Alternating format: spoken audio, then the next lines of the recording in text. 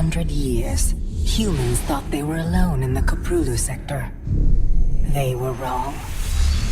The Zerg emerged, seeking to consume all in their path, and before long, the Protoss, a highly advanced alien race, began wiping out infested worlds, burning Zerg and Terran alike.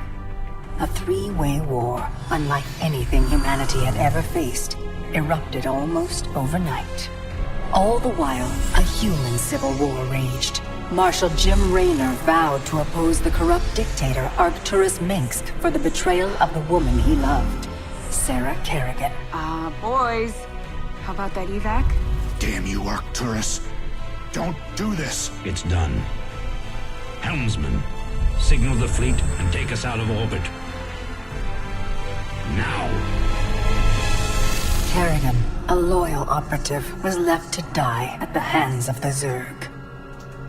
But the Zerg had other plans. They transformed her and unleashed her psionic power upon the Koprulu sector, searching for their real objective, the Protoss homeworld of Ire. The Protoss were unaware of this danger and slow to respond. Their rulers, the Conclave, had dispatched Executor Artanis to hunt for Tassadar, a commander who had refused to wipe out infested Terran worlds. They crossed paths with a Dark Templar mystic, whose kind was considered heretics by the Conclave. Through great effort, Zeratul convinced Tassadar and Artanis that he was not their enemy. Together they rallied more Protoss from both factions against the Zerg. Despite the Conclave's fury, they achieved significant victories against the Swarm.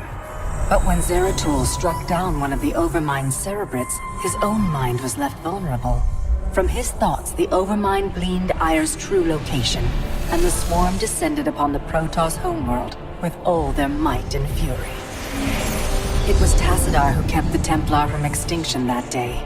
Using the power of both the Templar and the Dark Templar, he sacrificed himself to kill the Overmind. Ire was lost, but Artanis led the survivors to the Dark Templar's homeworld of Shakuras. Old prejudices were set aside. The Templar were now in the Dark Templar's debt. Without the Overmind, the Swarm fractured. Kerrigan sought control of all the Zerg, even enlisting the aid of old friends and enemies like Raynor, Mengsk, and Zeratul. Once her rule was uncontested, the Queen of Blades betrayed them all. Billions of humans and Protoss were killed.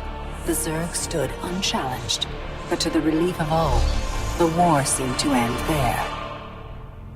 Zeratul suspected the Zerg had fallen under the control of dark forces.